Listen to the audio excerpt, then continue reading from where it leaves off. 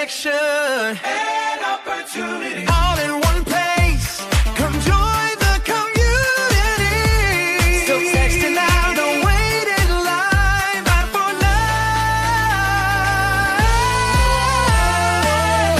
949-292-905. That's 949-292-905.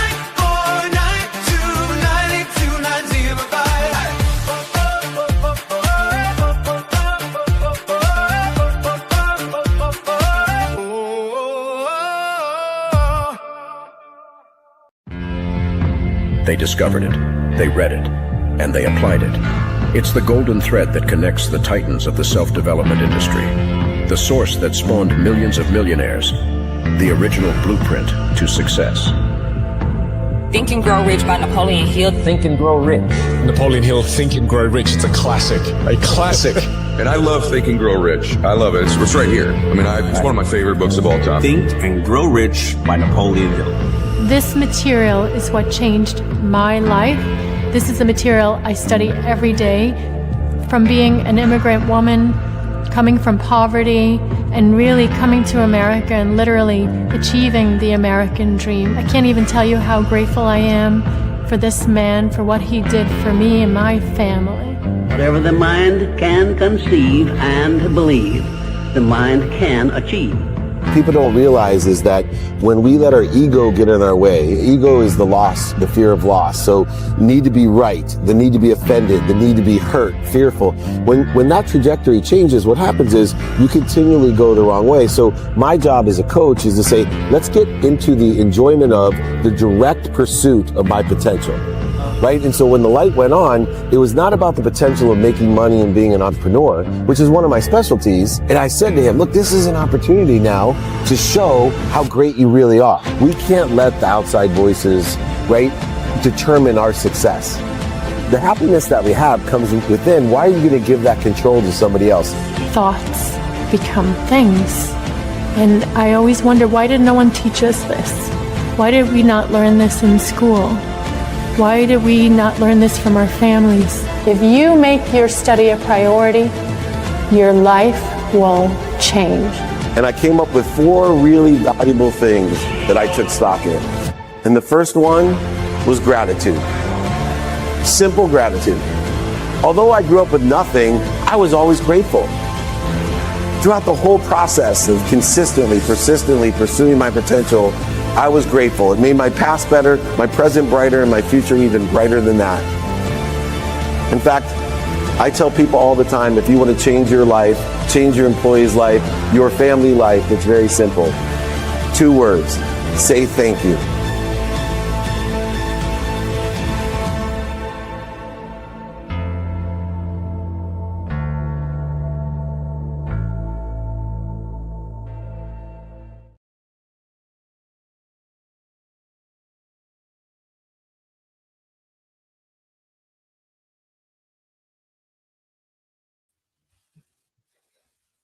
There he is.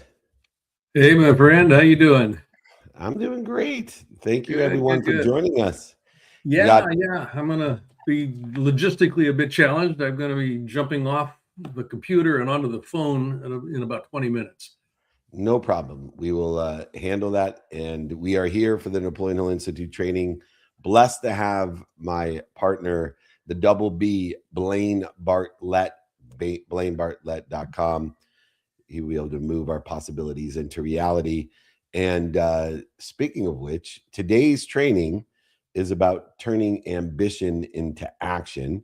And if anybody would like the exercises, guides, books, just email me, David, that means beloved, at D is my first initial. Meltzer means servant. Let me be your beloved servant at david@dmeltzer.com. David@dmeltzer.com. We will be in Japan doing interviews, one speech, meetups, holding court in Japan. Then we come back. If you're going to be around, we will be with Nick Saban in Louisville, Kentucky, Chicago. We will be in Kalamazoo, Michigan. We will be in Newport Beach with Tim Story, Jay Abraham, and others. Maybe Blaine Bartlett will join us. Las Vegas, always invited, not obligated, for office hours. Season 11.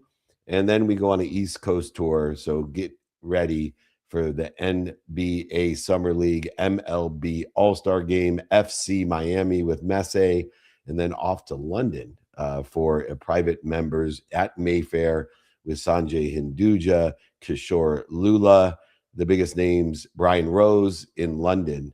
Come and join us as well. But if you're not informed or you're not being invited, we have a text number to inform you and invite you. We have a jingle now for that text number, and it is area code 949-298-2905.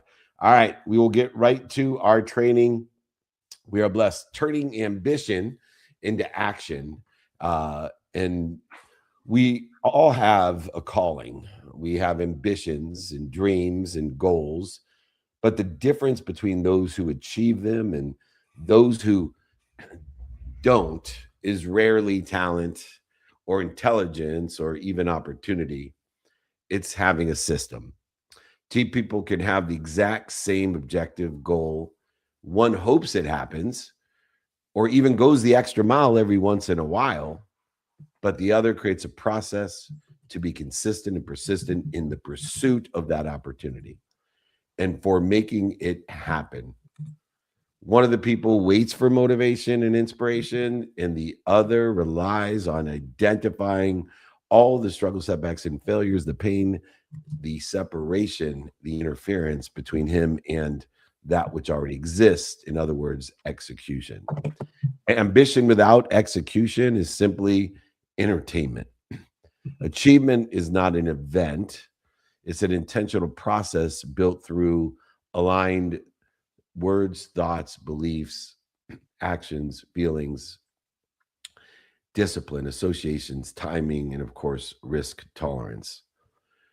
So many people have great intention without taking action. And Blaine Bartlett, my mentor, has always taught me about the importance of movement, action, that nothing actually happens until it moves. And so the first lesson, once again, if you'd like the exercises, guides, and books for today, David Beloved at dmeltzer.com. Lesson number one is Napoleon Hill's main premise and the premise of Blaine's new book, having a definiteness of purpose. We need to know a clear trajectory of where we want to be or better, or else we will stay confused. And it is this clarity, balance, focus that creates harmony. And the more specific we are about the trajectory, the easier it becomes to execute. Blaine, you're writing a book about definiteness of purpose. How important is it? And what does it actually mean? Because a lot of people feel as if they're in search of their purpose. That's a great question, and I love this topic. In the newest book, it's a small ebook, Stop Drifting, Start Living. The predicate is clarity about what's important to me, what matters, and using that as the North Star. I think the furball that people run into, if you will, is they think they've got to go searching for a purpose outside of themselves. It's out there somewhere. I've got to go. Purpose lives inside, and what I want to do is I want to start paying attention to what actually lights me up. When do I feel most alive in my life, and then start tracing that back a little bit. And what is it that actually matters? What is it that is actually being accessed when I'm being lit up? When I start to give some language to that, then I have the beginning of a roadmap that can actually serve me very well as I start moving through my life, because that becomes kind of the metric, the litmus test for is what I'm doing consistent with where I say I'd like to be, do, or have, or is what I'm doing actually causing me to drift away from that core piece? So we trace it back, and you and I've had conversations about for the sake of what. Yeah. So we kind of go back to this excavation for the sake of what matters, and you'll find a bedrock, you'll find a foundational piece there that you kind of go, okay, I can stand on this. So that's kind of how that works. Yeah, and being able to stand on this requires a consistency. You know, a lot of people I mentioned earlier go the extra mile every once in a while. And every time finals come up for any of my kids, I have to reiterate this lesson to them of, you know, studying 15 minutes a day beats the shit out of 15 hours before the test. And we've been going through that with Miles here. And, you know, I think he's hopefully my biggest objective is to learn throughout high school the lesson of definiteness of purpose and the consistent execution that is necessary, not the once in a while extra mile execution that doesn't provide the acceleration, aggregation, or compounding result of the conscious continuum. And so when we conduct an audit of this purpose, we need to know, you know, knowing our what we want personally, experientially, giving and receiving, who we can help, who can help us, how best to use our time in a consistent, persistent pursuit, and of course, our mechanism of prioritization, the antidote of drifting, where if we know what to do now and know what to do next, it's impossible to drift, to feel overwhelmed, to procrastinate.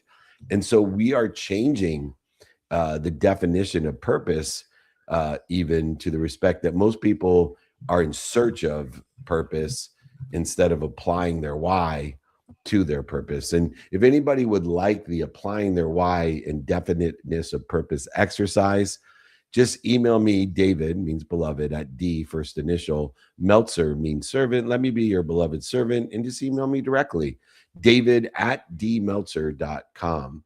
The second lesson is one in which our mentor, Bob Proctor, and I had some great conversations about specificity changes execution. And I tried to re-engineer his vision about specificity because we both agreed that specificity was necessary, but I gave him a different perspective on how specificity in a certain time and space relative manner can create resistance.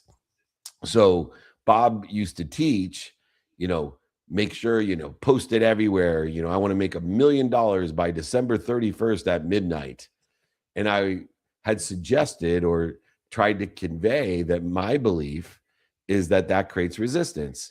And the reason it creates resistance is things happen exponentially. So we feel as if we're running out of time when we could be so far ahead of the ball game. So that's the first argument about resistance of a time or space quantified nature in human constructs.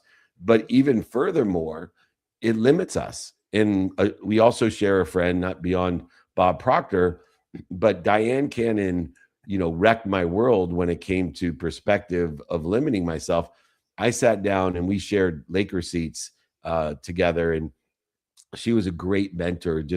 She is a great mentor, but a great soul. And I sat down and I said, well, I'm going to live to, and she's probably the most healthy, best looking 89-year-old woman I've ever met. And literally. And so I said to her, well, I'm going to live to 111. And she looked depressed. And she's like, what did you say? I said, I'm going to live to 111, die on January 11th at 111 when I was born. She said, oh, why are you limiting yourself? You're going to tell the universe, what if they come up with technology that makes the average human being live to 1,000? And you've been saying for 60 years that you want to die at 111. So specificity has its nuances. And I believe that we have to be specific in our trajectory to create measurable progress. But the exactness in which Bob Proctor taught for years, I believe, creates resistance. I was wondering what your interpretation of specificity is to transform intention into execution. Yeah, I'm smiling because Bob and I had the same conversation. Yeah, probably where I got it from. The idea of specificity, and this is kind of where I ended up landing. I want to be specific about the experience that I want to have. That experience is the emotional connection to the dream, to the ideal. So there's a vibrational component to that. when I start putting time, time constraints on it, or place constraints, space and time constraints, or definitions, if you will, all of a sudden I'm telling the universe, you can only go this far. You can only do it within this, within this box.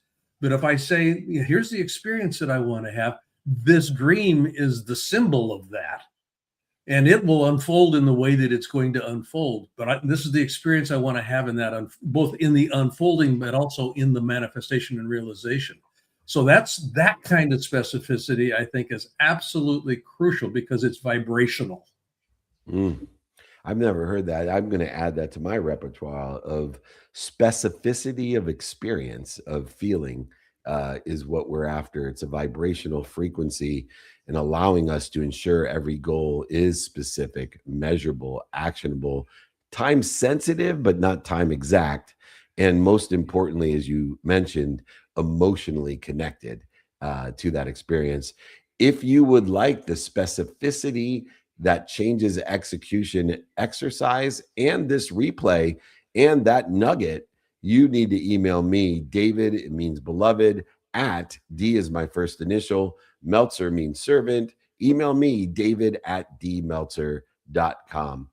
The third lesson is one that fits right into my love language, which is organized action equals the success, fulfillment, passion, purpose, and profitability that loves structure. And one of the areas of my expertise in the pursuit of that expertise, the master of understanding organized action, which is a reconciliation of the higher vibration or frequency with man-made constructs to be productive, accessible, and gracious with the circumstantial evidence of the human experience that starts when the heart starts and ends when it stops. So we don't rise to our goals. We fall to our systems. And I have helped, and this is in the human experience, success is rarely, if ever, accidental. It may be coincidental, which is not accidental, but it is organized with the universe. In other words, it's coinciding with the universe in that coincidental, not accidental methodology of organized systems. And throughout that process, we find that what we pay attention to and what we give intention to, what we do, say, think, feel, and believe, as Napoleon Hill talks about ad nauseum, what we pay attention to and what we give intention to equals the coincidences, the coinciding. It's not accidental, it's coincidental. Structure creates consistency, consistency creates results. For you, what structure systems have you been able to help big companies around the world with so that their elevated basements allow them to create greater passion, purpose, and profitability in their businesses? This question is interesting because the idea of structure, kind of comes in, and people will think of edifice. They will think of, what the calendar is a good idea. I use my calendar as kind of scaffolding for things. Well, I want to go broader than that, and this is the work that I do with the clients. And I actually developed a whole program called the Hidden Laws of Leadership around this. And one of the hidden laws is a law that I call ontological design. And ontological design, basically, ontology is the study of reality, and design, most people know what design is. It's all what happens within the construct of reality. Ontological design is about designing the environment in a way that it designs you back. So there's a reciprocity that comes into play here. So with my clients, what we'll be looking at is how, what are you designing your environment to include, and does it include what you need to have that will design you in return in the way that you want to be, do, or have? So this would include, who do you hang out with? That's an environmental question. Where is your office situated? We can bring some feng shui into this if we wanted to. But my office here, I've designed it in a way that I look out at the ocean. It's expansive, it's light, so it's conducive to writing. I want to be inspired, so I designed the environment so it designs me in return. It's subjective, it's subtle, but it works. So we want to pay attention to that. Ontology in the reconciliation of the structure that creates consistency and design in the human design. Incredible. Let's get to the next lesson. Email me if you'd like to organize action, if you'd like to learn more about ontology and the study of human design. Email me. David means beloved, D first initial, Meltzer means waiter or servant. Let me be your beloved servant. David@dmeltzer.com. All right. The fourth lesson before I let you go is one that I love, which is persistence. Yeah. And persistence. You look up persistence in the dictionary, we're going to see your face. That would be a huge compliment. And next to kindness, that would be my ultimate objective. So if you look up kindness and see David Meltzer's face, or persistence, that's fine. But persistence takes motivation and turns it into inspiration. Yeah. Because motivation will fluctuate. It'll get you up, get you back up, get you started, get you back started. But devotional behavior, which is beyond discipline, still remains the variable that will take and elevate your motivation through persistent devotion into inspiration, living in spirit at the infinite of intelligence, intuition, energy, love, all the infinite things that are beyond the human experience. This idea of persistence going beyond motivation, how do you distinguish between motivation and inspiration, discipline and devotion? In our office hours filming in Vegas for season 10, we had Jack Canfield on, and I asked him this very question: What's the difference for you between motivation and inspiration? And I expected his answer to be what it was. Inspiration lives inside. Motivation is externally driven. I'm motivated by that carrot or that stick, sort of a thing. But the inspiration is connected to the for the sake of what? And this is where faith and devotion come into play. When I've landed on that, what matters, what truly matters to me, then I'm inspired. It's, we can talk about it in terms of what would I love? Love. Again, we've got that energetic dynamic that comes into play here. There's a frequency associated with that. So where that comes into play in terms of persistence, the world will conspire to throw all kinds of stuff up at me. And if I cannot remain connected to that inspired component, that element, it's easy for me to start drifting. So inspiration is the catalyst, if you will, to keep me on track. And there will be times where faith is the only thing that will do. It's the only thing that will get me back home, so to speak. I have to believe that it's here. It's already happened. I just haven't arrived. I need to keep coming back to that piece inside here. That's what persistence makes possible. Is reconnection. Yeah, nothing can. An old mentor of mine years ago said, nothing can withstand the constant pounding of a hammer. And that's what persistence is. It will break through the shell that is keeping me from having this piece alive in my life. Yeah, I was taught that nothing can withstand the constant pounding of a drop of water. And only thing that will break a stone, that can destroy marble when you take the time variable out. We're going to let Blaine go, but if you would like a persistence exercise to elevate through devotional behavior, which includes faith and discipline, so that your purpose, your definiteness of purpose, is greater than your pain, email me, David, which means beloved, at my first initial D, last name Meltzer means servant. Let me be your beloved servant, David@dmeltzer.com. Blaine, why don't you jump on Clubhouse, get on the road? We know you have important things to do. Feel free to participate on the Clubhouse side of things. I'll go ahead and take lesson 5. See if you can't join. Are you going to take questions on the road, or we'll just? Yeah, I'll be taking questions. Yep. Yeah, so okay, cool. I'll jump on the Clubhouse app. Let me know when you're back or ready to go. But I'll be finishing up in the next 9 minutes. Okay, sounds good. All right. Okay. All right. So thank you, brother. The 5th lesson is our environment shapes our results. So our environment influences what we do, say, think, feel, and believe. It sets our expectations. It elevates our confidence and comfortable feelings. It creates opportunities, options, and touches of favor, as well as a standard for everything we do. And in an environment of positivity, of a frequency, of a neighborhood, the conversations that we have, the people we surround ourselves with, this is what Don't Do Business with Dicks is about.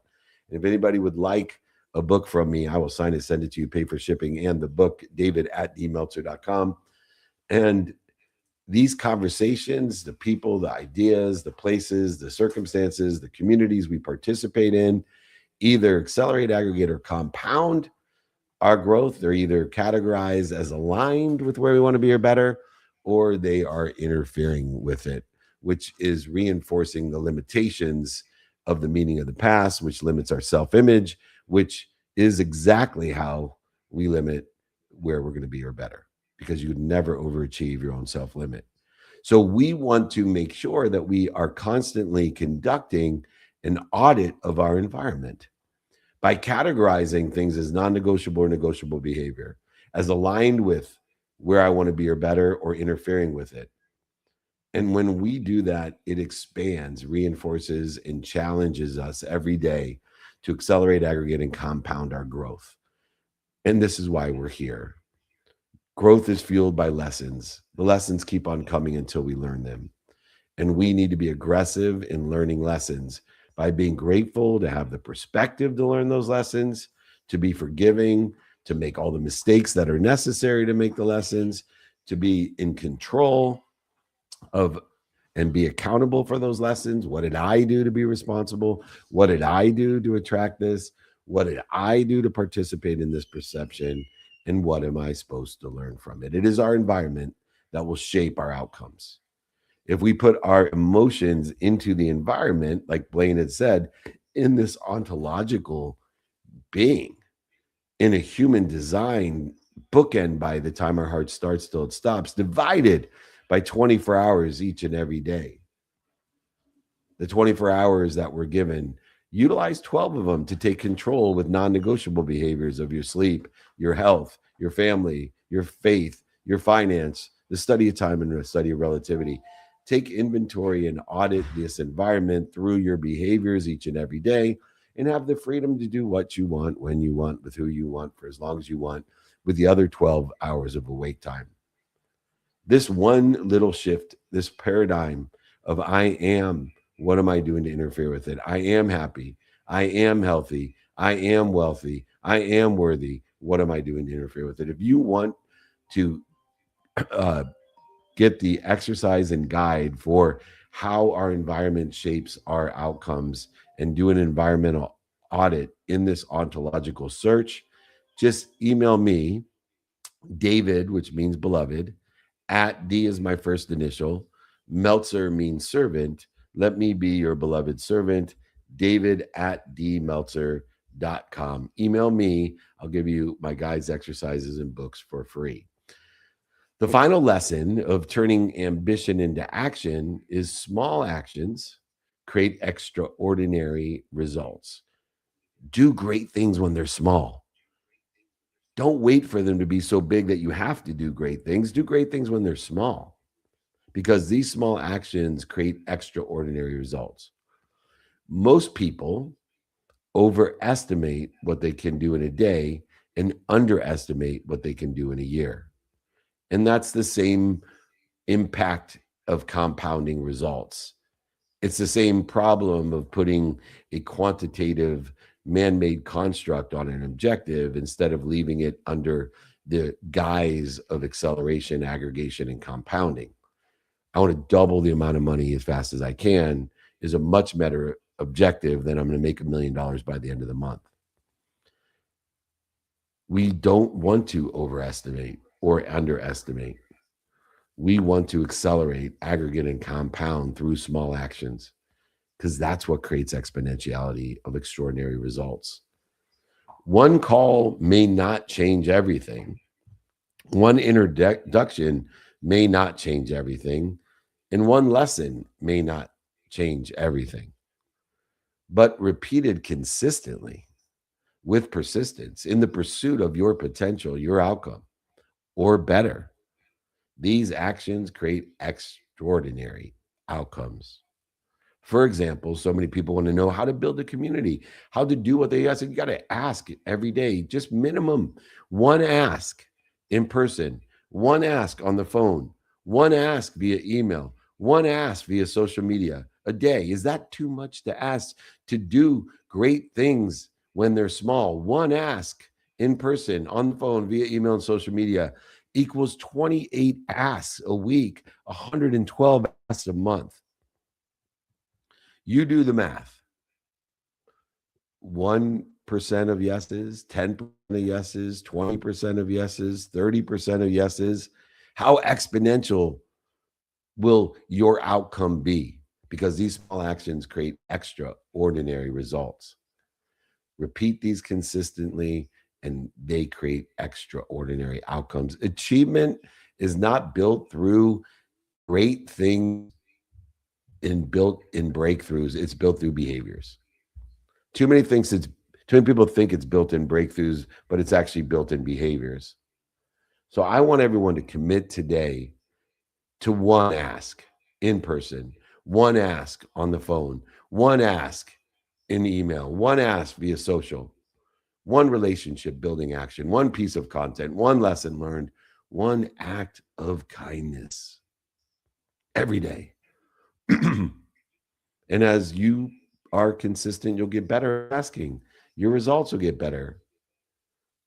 So it's a 1x, not a 1 times, not a 2 times, but a 2x. Small actions create extraordinary results. If you want an exercise about how to do great things when they're small, email me, david@dmeltzer.com. David means beloved. @D is my first initial. Meltzer means servant. Let me be your beloved servant. David@dmeltzer.com.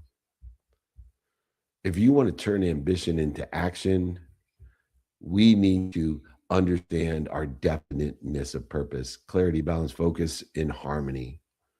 Specificity will change the execution if utilized in an ontological way. We need to create organized action because success loves structure.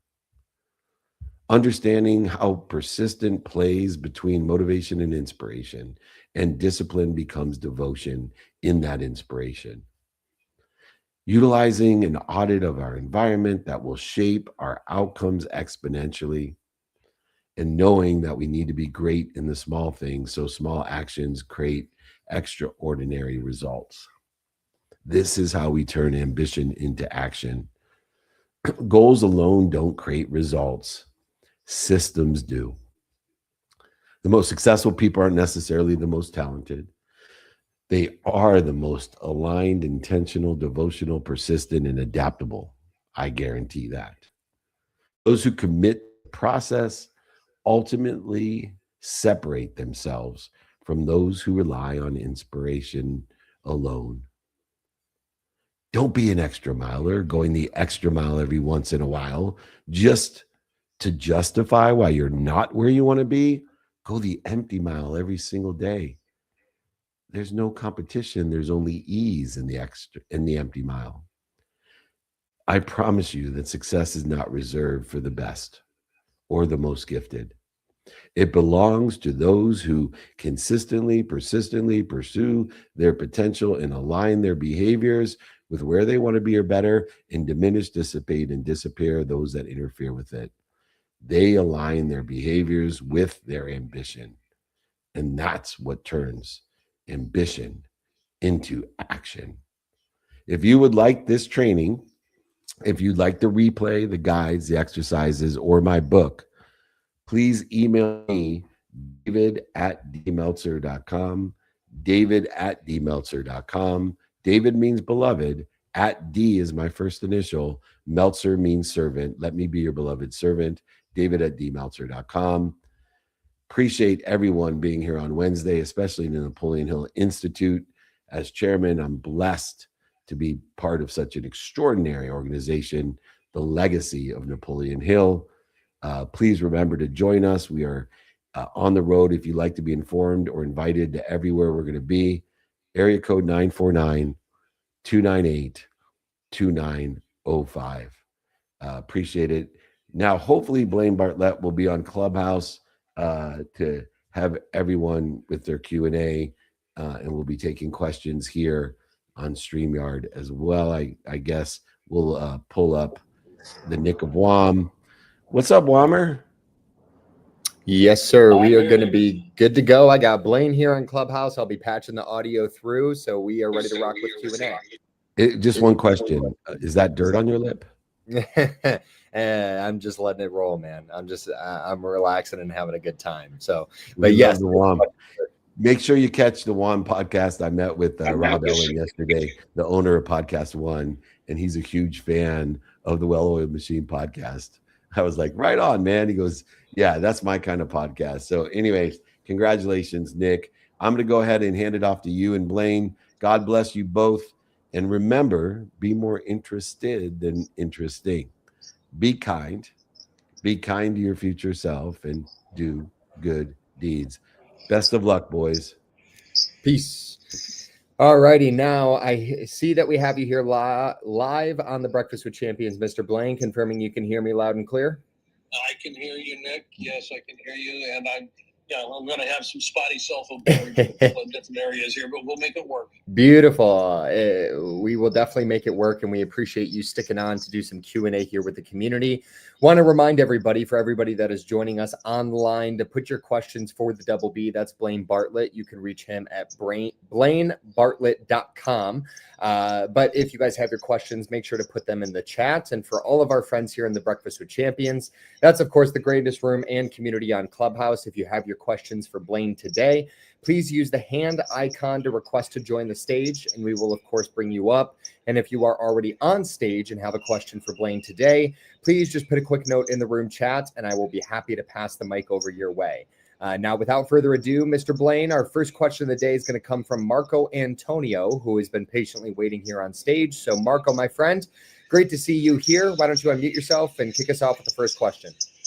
Good morning, folks. Good morning, Blaine. Good morning, Marco Antonio.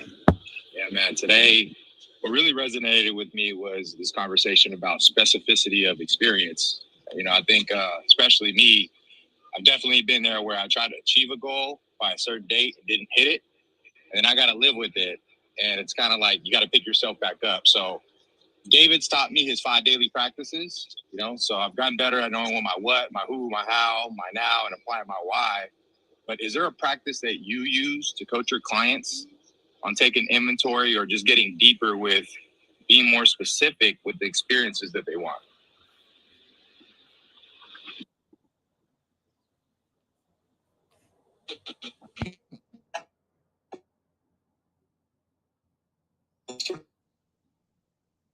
Here, Marco Antonio, I hope that you can hear me. I'll call. We can hear you, Blaine. Okay, thank you, Nick. Yeah, the thing that I would work with on this, certainly the structure that David has provided for you, I think works really, really well. Where I would default back to is this whole notion of experience. Any goal that we set for ourselves, any constraints that we put around it in terms of I want to have this by X date, that sort of stuff, those can be motivational. They certainly are. They'll keep me moving. They've got and I've got a target that I'm looking for achieving. But I want to be able to understand really clearly that goal or that objective or that ideal, that whatever it is that I'm after, is literally a symbol for an experience that I'd like to have in my life. Now, what that does for me is it allows me to understand that I can keep going because that symbol, it's just this bright, shiny object out there, is only representative of an experience. And I want to be able to keep connected to that experience. And what I may find at some point in time is that the symbol itself has lost its attraction because now I'm living the experience. So I don't want to not have goals. Goals will get me moving. Goals are motivational dynamics. The experience is the inspiration that I want to keep connected to. So I'm actually using, and this is the work I'll do with my clients, I'm actually leveraging both of these, inspiration and motivation. You know, and the idea of massive motivation, where the goal becomes so compelling, translates itself and literally transforms itself into an inspirational dynamic. So use both of them, and start with what David's already taught you. And you're working it well. I understand that you are. So keep up the good work, buddy. Thank you, Blaine. Appreciate it. You bet. Thank you, brother. Thank you for getting us kicked off on the right foot, Marco Antonio. Blaine, I'm going to pass it on to Marianne, who is here on stage for the next question. Marianne, my dear, unmute yourself and keep us rolling. Yes, I'm here. So, Blaine, can you explain to me experience versus feelings? Because feelings and experience, in business, we can't, what I'm informed is I get too feely, right? Feelings wise, and we need to be more strategic. So can you explain experience versus feelings and what needs to be brought in versus that? Yeah, I'll go down a rabbit hole a little bit with this, Marianne. Okay.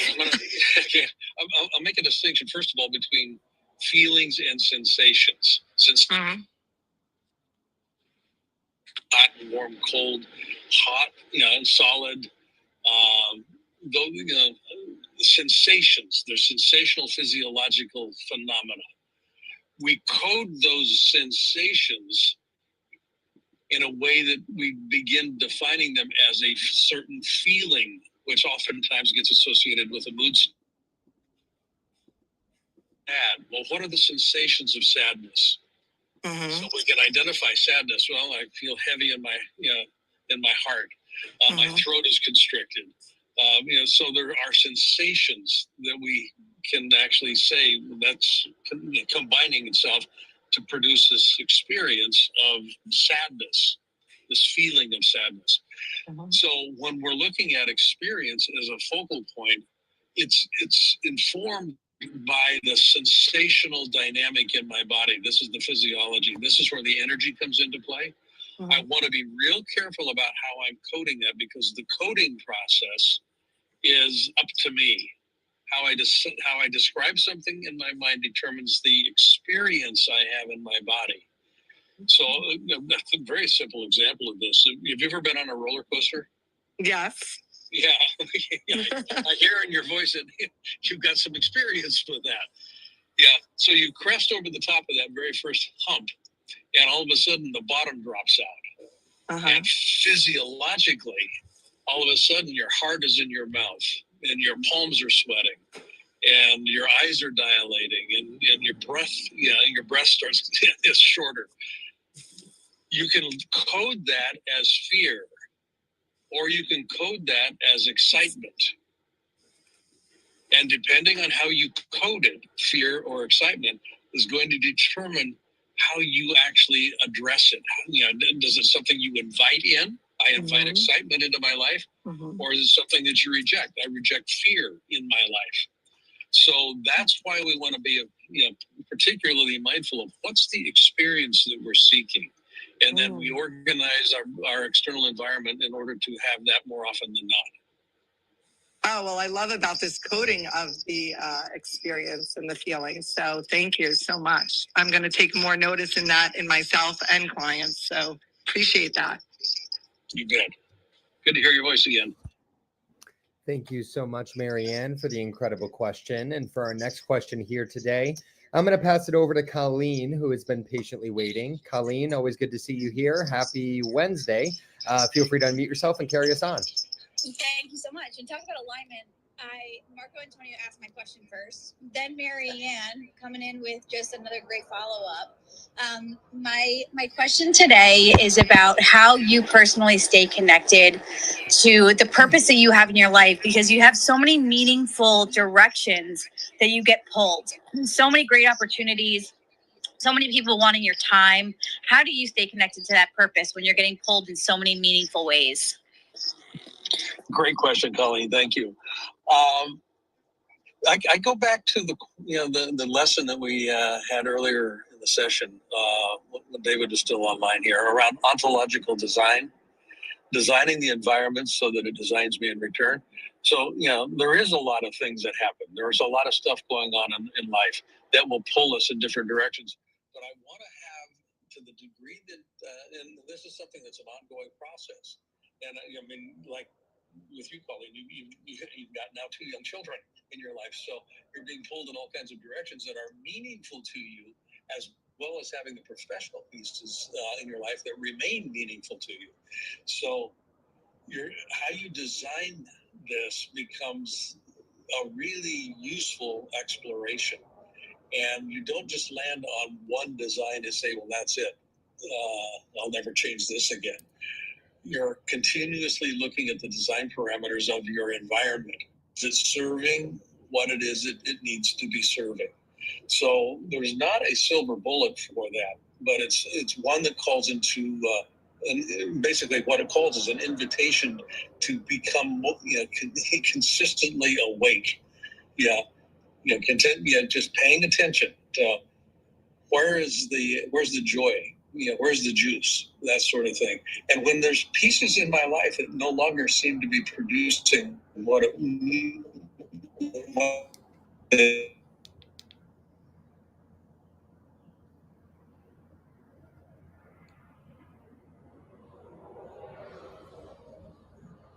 Oh, Blaine, we had lost you. Colleen, confirming you can still hear me? I can still hear you. Yep. Okay, beautiful. So let's give Blaine just a quick second here to get back connected. I see he's muted himself for now. So I'm just going to take this opportunity, excuse me, to remind everybody that if they would like the guide and exercise from today's training, of course, the Napoleon Hill Institute training, Turning Ambition into Action, with the chairman of the Napoleon Hill Institute, Mr. David Meltzer, and the double B, that's Blaine Bartlett. You can reach him at blainebartlett.com. But if you would like the guide and exercise, all you need to do is email David directly, david@dmeltzer.com. Once again, that is just david@dmeltzer.com. And if for any reason, if you do not have a copy of his book, please make sure to mention it as you email him to get the guided exercise so he can send you a copy, sign a copy, and even pay for shipping. The book is completely free, people. If it is free, it is we. So email David directly, david@dmeltzer.com.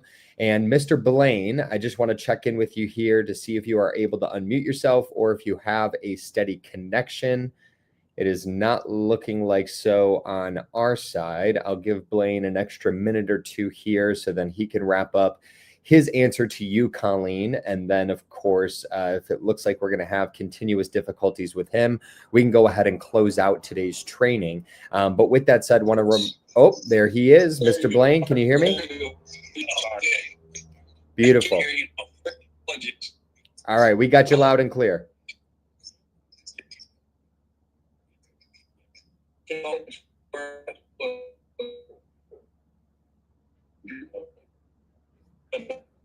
Question.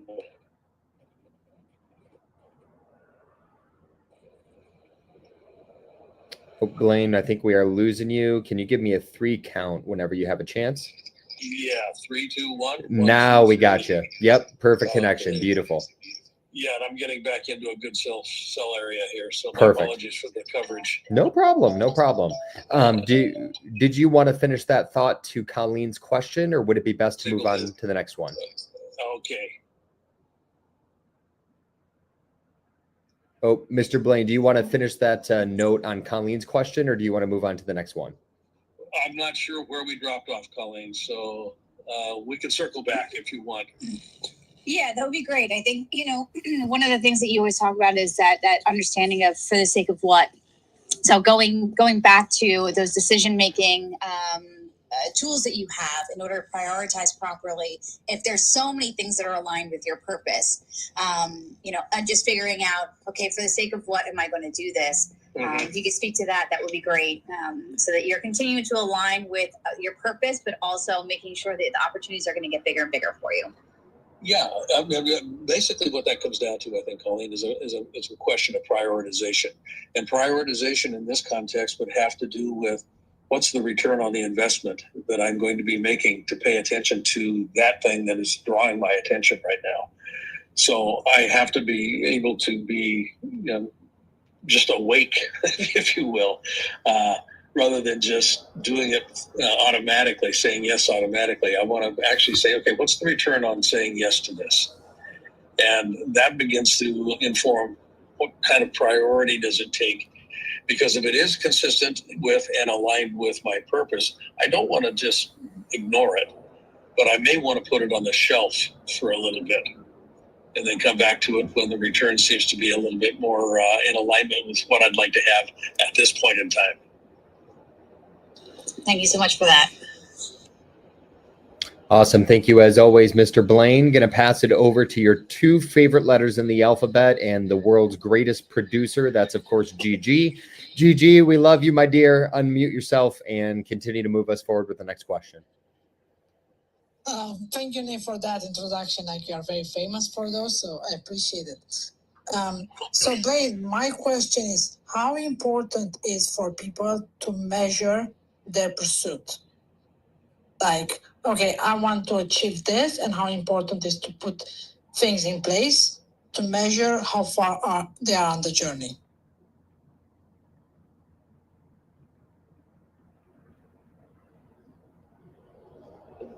So, coverage, but I'm going to be back here shortly here. So, okay, and there we go. Okay, can you say your question again, Gigi?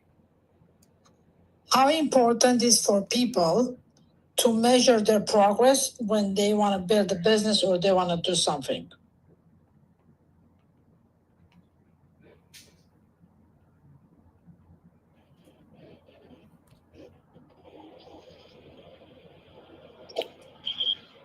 Blaine, it seems like your connection is back now. I think I can hear you a little bit. There we go. Yeah, it's back now. So, Gigi, let me paraphrase what I think I heard you say. How important is it for me to measure my progress? Is that what basically that you're asking? Yeah. When people want to achieve something, how important is to put those things in place? Yeah. This is the idea of having goals and timelines and that sort of a thing, whether it's a Trello board or whatever it is we're working with. It gives us a way to say, I'm on track. That's essentially what we're doing. Now, where it can be problematic is we stake our reputation, our time frame. That becomes somewhat problematic because that becomes stress inducing in some very unhealthy ways. There's two types of metrics that we can work with. One is the succeeding metric, which is a function of progress. Basically, am I succeeding? Am I hitting the touch points, the milestones? And then there's the success criteria, which is all about what's the metric of experience. What's the experience that I'm seeking, and am I on track to having that experience be fulfilled in my life? So there's two pieces in place with that. One is the succeeding criteria, and the other is the success criteria. I want to have the success criteria really articulated well. I want to really have that locked in. Then the succeeding criteria is what we actually work with when we are looking for milestones and progress. Is that useful? Yeah, very. And thank you for adding those new lines to my thinking. Awesome. Thank you, Gigi. And Mr. Blaine, do you have time for two final questions here before we close out today's training? Yes, I sure do. Beautiful. The next question is going to come from one of your favorites, the lovely Allie, as David has called her, Princess Ali, of course. So, Allie, it's great to see you here. Feel free, unmute yourself, and keep us rolling. Thank you for that, Nick. Hi, Blaine. Hi, Ali. How are you today? Good. Great training as always. My question is, if you can share a time when you were taking action without being certain of the destination, and what did that experience teach you about the relationship between action, purpose, and trust? Interesting question, Ali. Oftentimes, I can't really think of why I would be taking action, first of all, without having a destination in mind.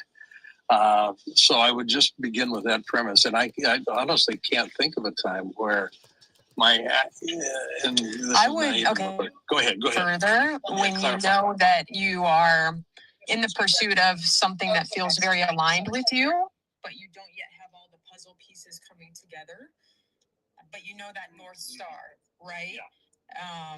And maybe you have several great paths that you can explore.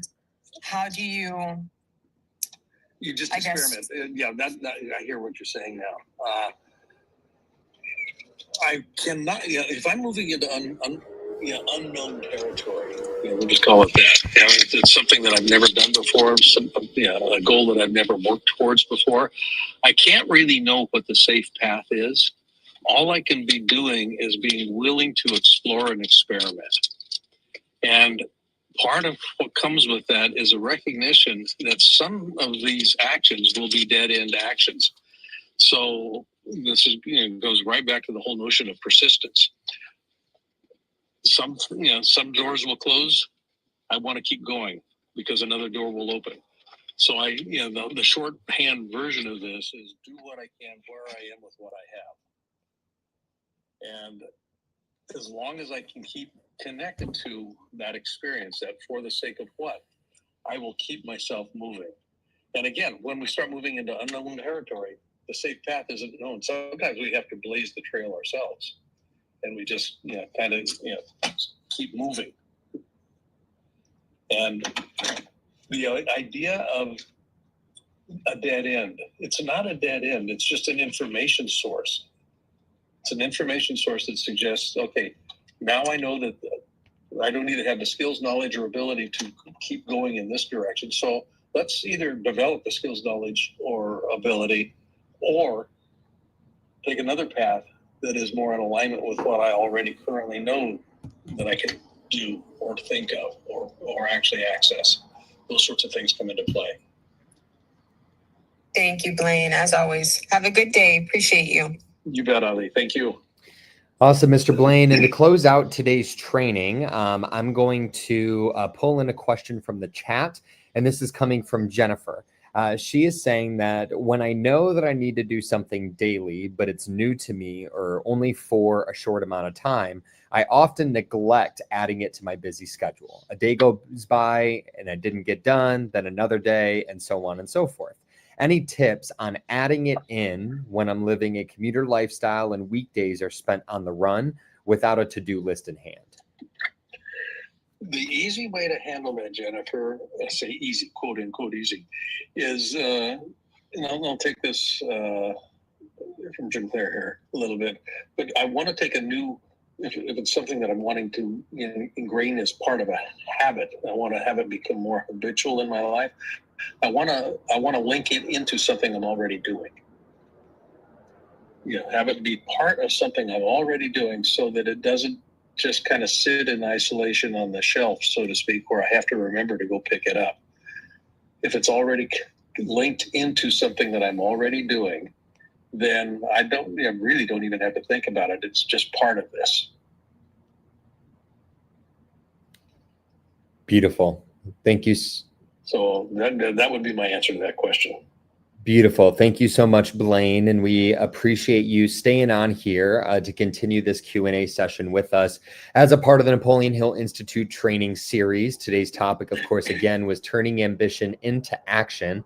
And Blaine, before we go ahead and let you go, as I will proceed to close out both the webinar as well as the clubhouse room here in the Breakfast with Champions, any final words, messages, takeaways of the day, anything along those lines that you want to leave our incredible community with? Thank you for the opportunity here, Nick. The thing that conversations I have with this admonition, I mean, if you pay attention to nature, everything in nature serves as a center of distribution in some way, shape, or form. There's very few things in nature, if any, that serve exclusively as a center of accumulation. So find a way in your life to be part of nature, act as part of nature. Yeah, find a way in your life to give away something. Be a center of distribution. Give a hug, give a smile, give an idea away. It's an abundant universe, and when you're serving as the center of distribution, it will come back to you in spades. that would be actually where I would go with that. That's beautiful. Well, thank you so much, Blaine, for the reminder in that higher awareness to not only nature, but that process of continuously being grounded and connected to that source of abundance that is limitless, all powerful, and all knowing. Mr. Blaine, where can people get in touch with you? I know when we always have these Q&A sessions, we never have enough time to get to all the questions. So whether it's Gary or Jennifer or John that I see here in the chat that would like to get in touch with you, where's the best place to reach out? Yeah, my website, blainebartlett.com, or they can reach out to me as a DM, direct mail me at bbartlett@avatar-resources.com. That's my email address, bbartlett@avatar-resources.com. You are the man, Mr. Blaine. We will see you next Wednesday for the next edition of the Napoleon Hill Institute training. But in the meantime, thank you again for making it work as you are in transit. We made the logistical complexity, as I believe you called it right before we started. We made it through with complete ease. So I want to thank you again. And for everybody that has joined us here today, whether you are online, as we are, of course, live on all platforms, or whether you are here in the Breakfast with Champions, the greatest Ruman community on Clubhouse, we want to thank you for joining us. Remind you that if you would like the guide and exercise from today's training, or any of the guides or exercises that David mentioned, or even just want a copy of his book, which he'll send you a copy, sign a copy, and even pay for shipping, people, all you got to do is email the man directly, david@dmeltzer.com. Once again, that is just david@dmeltzer.com. And yes, we are still on tour, hitting over 200 cities every single year, adding on what we call a car wash in each and every one of those cities, which is the addition of a community meetup, holding court, or even one of our VIP dinners for charity. So, to being annoying and repetitive, by inviting but not obligating everybody to join us, we would like to let you know that we are going to be in Japan. So if you would like to join us for the Japan edition of the Car Wash series, please make sure to reach out to us. Then from there, it'll be off to Louisville, Kentucky with the legendary coach Nick Saban, as well as the CEO of Crash Champions. That's the one and only Mr. Matt Ebert. But we'll be adding on a car wash there in Louisville, Kentucky with them. Then we will be off from Kentucky to Kalamazoo, Michigan with the Ziegler Auto Group, adding on a car wash there as well. Then it'll be off to Chicago, Illinois, Viva Las Vegas for Office Hours TV show season number 11. Can't believe we've already made it to season 11. It is crazy how fast time flies. Adding on a car wash in Viva Las Vegas as well. And then rounding things back out in Newport Beach, California for our next mastermind, the Act Like the Champion You Are, with the world shaker himself, Mr. Tim Story. We got Dr. Stefano Sinacropi coming in and many, many others. So if you would like these reminders on where we're going to be in over 200 invitations, but not obligations a year, all you need to do is text us at area code 949. Next three digits are 298. Last four digits are 2905. Once again, that is area code 949. Next three digits 298. Last four digits 2905. We will be back this upcoming Friday, 6 a.m. Pacific, 9 a.m. Eastern Standard Time for another edition of David's Free Friday training, which he has been doing for over 28 years. And as we hit 9 a.m. Pacific Standard Time on the nose, it is officially time to close out today's training. Once again, want to thank David, want to thank the Double B, that's Blaine Bartlett, and want to thank everybody in our community for joining us. We will see you this Friday, but in the meantime, have an incredible Wednesday. And as David always says, continue to be more interested than interesting, and be kind. Be kind to your future self and do good deeds. Hit it, Gigi.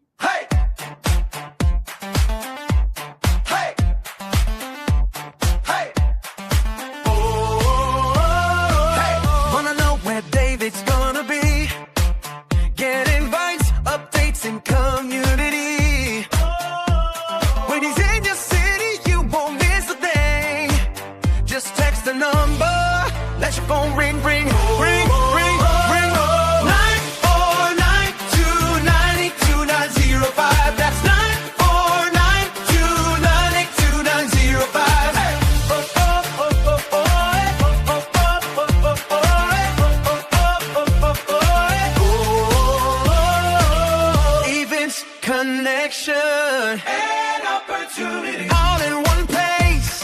Come join the community. So text it now, don't wait in line. Back for life.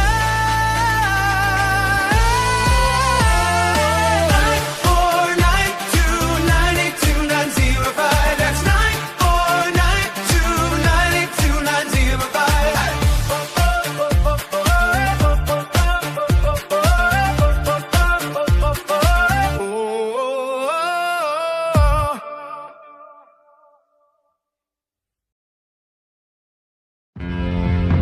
They discovered it, they read it, and they applied it.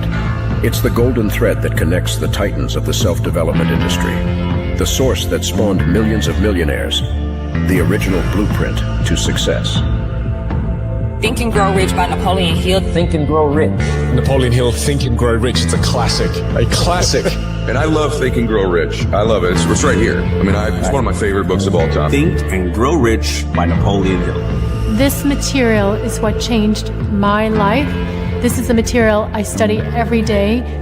From being an immigrant woman, coming from poverty, and really coming to America and literally achieving the American dream. I can't even tell you how grateful I am for this man, for what he did for me and my family. Whatever the mind can conceive and believe, the mind can achieve. People don't realize is that when we let our ego get in our way, ego is the loss, the fear of loss. So need to be right, the need to be offended, the need to be hurt, fearful. When that trajectory changes, what happens is you continually go the wrong way. So my job as a coach is to say, let's get into the enjoyment of the direct pursuit of my potential.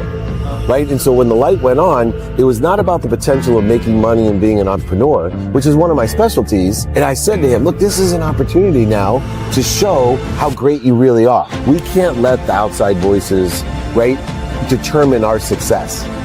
The happiness that we have comes within. Why are you going to give that control to somebody else? Thoughts become things. And I always wonder, why did no one teach us this? Why did we not learn this in school? Why did we not learn this from our families? If you make your study a priority, your life will change. And I came up with 4 really valuable things that I took stock in. And the first one was gratitude. Simple gratitude. Although I grew up with nothing, I was always grateful. Throughout the whole process of consistently, persistently pursuing my potential, I was grateful. It made my past better, my present brighter, and my future even brighter than that. In fact, I tell people all the time, if you want to change your life, change your employee's life, your family life, it's very simple. 2 words, say thank you.